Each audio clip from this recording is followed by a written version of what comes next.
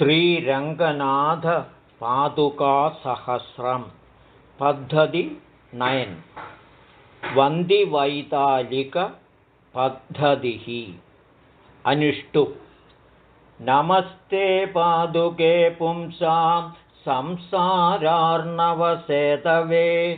यदारोहस्य वेदान्ता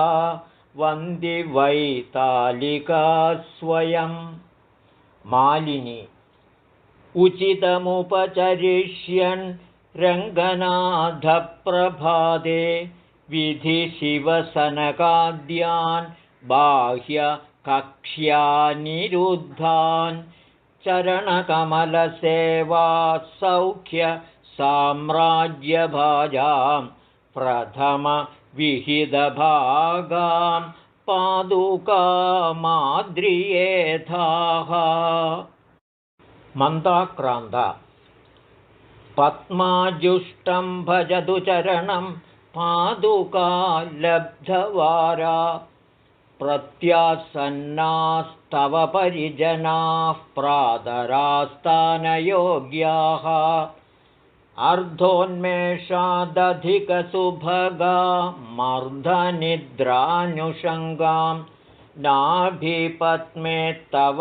नयनयोर्नाथ पश्यन्तु शोभां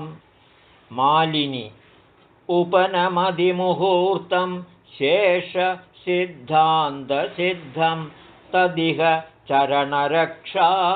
रङ्गनाथ त्वयैषा मृदुपदमधिरूढा मञ्चुभिः सिञ्चितैः स्वैरुपदिशतु जनानामुत्सवारम्भवार्ताम् शार्दूलविक्रीडितम् रङ्गाधीशमरुद्गणस्य मकुडा दाम्नाय वृन्दस्य वा प्रत्यानीय समर्पिता विधिमुखैर्वारक्रमादागतैः वाहारोहणसंहृदं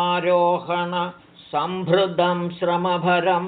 सम्यग्विनेतुं क्षमा लीला सञ्चरणप्रिया स्पृशतु ते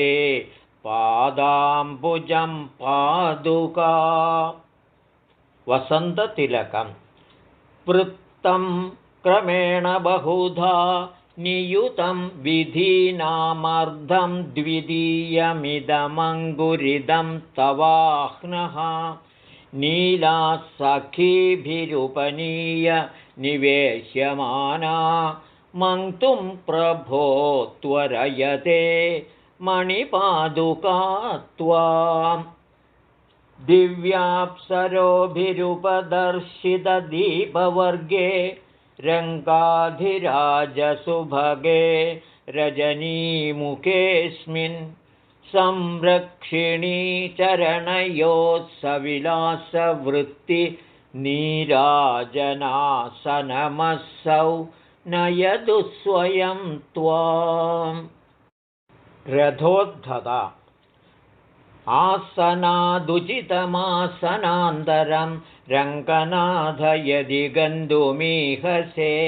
सन्नतेन विधिना समर्पितां सप्रसादमधिरोहपादुकां मालिनी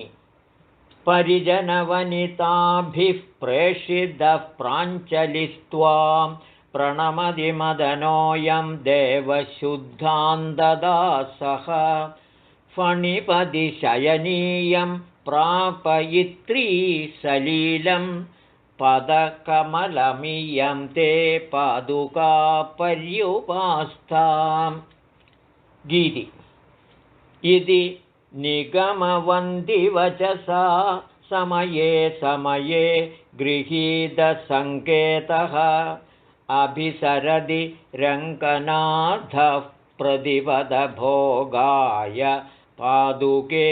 भवतीम् इति कवितार्किकसिंहस्य